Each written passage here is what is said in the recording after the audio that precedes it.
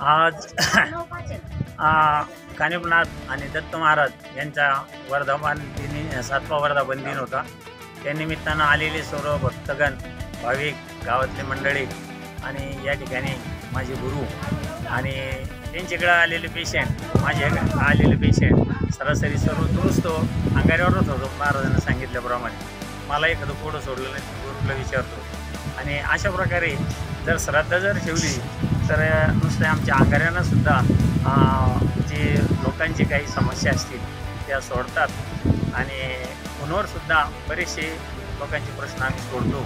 बाबा इतके कठीण मोठाले प्रसंग जरी आले तर आम्ही गुरु स्वतः तिथं जाऊन जागेवर काय असलं ते सर्व आजकाल लोकांची अंधश्रद्धेवर म्हणजे भरोसा नाही, परंतु ज्यावेळेस त्यांना फरक पडतो डॉक्टरकडे जाऊन परेशान होतात.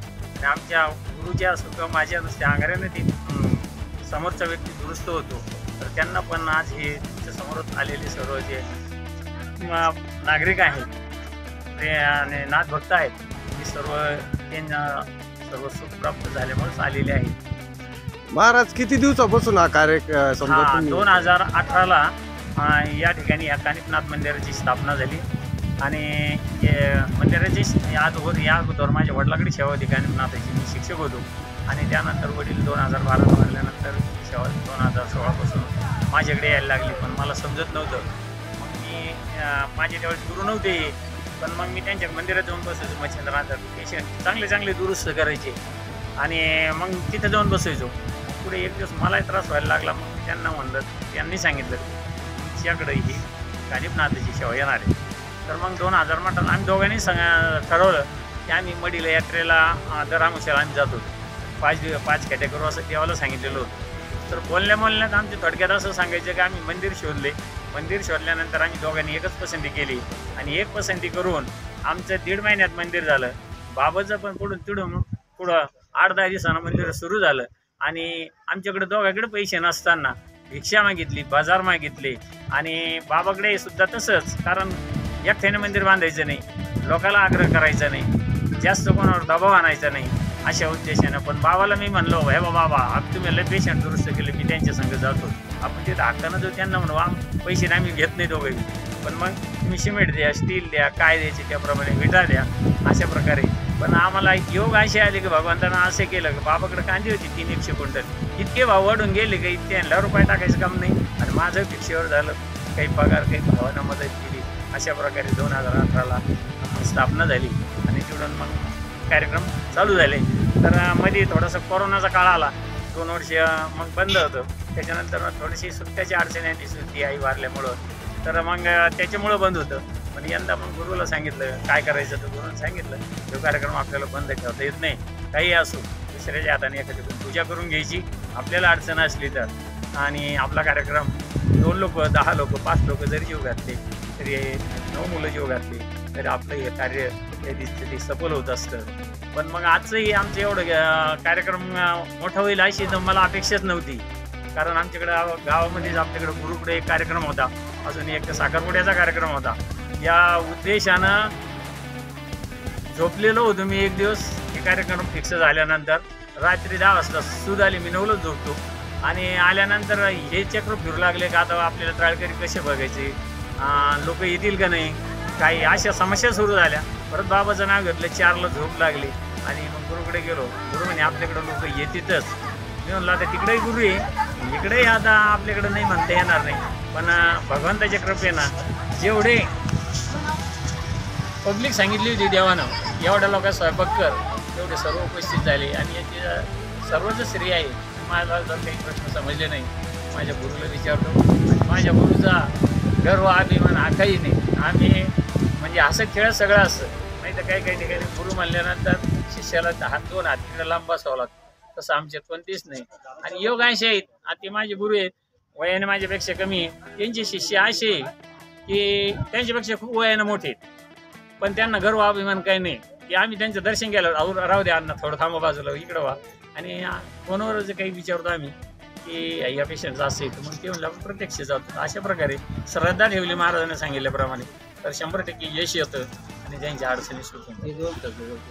गुरु तुमचं परिचय बी आणि तुम्ही कुठली भक्ती करता आता? आम्ही नाथ भक्ती करतो. आम्ही सचिंद्र नाथ. तर आतापर्यंतचे समजा तुमच्याकडून जे तुमच्याकडे आलेले जे भाविक आहे आतापर्यंत असे किती भाविक येऊन गेले असं आणि कितीला हा हे गोष्टीचा? मला सांगता बी नाही यायचं. माझ्याकडे दर गुरुवारी जवळपास 100-150 भाविक येतात.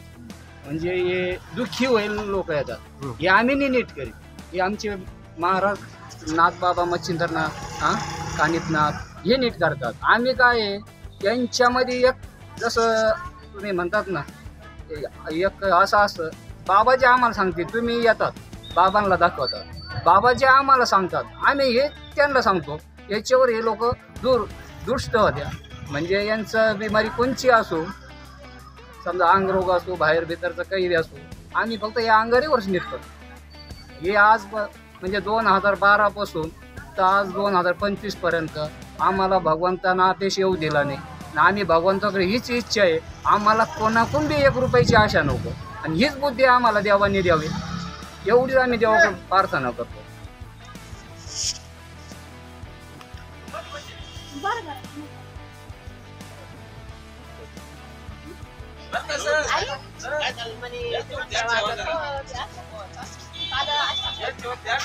बरोबर ना तुम्ही तिकडून मी इकडून आहे ना.